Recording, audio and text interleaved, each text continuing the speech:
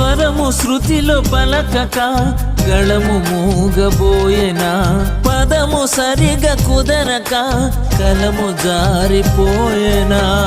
ప్రశ్నలు తీవ్రమై నిన్ను కూలద్రోసెనా, ప్రశ్నలు తీవ్రమై నిన్ను కూలద్రోసెనా. సాధ్యము చేయును,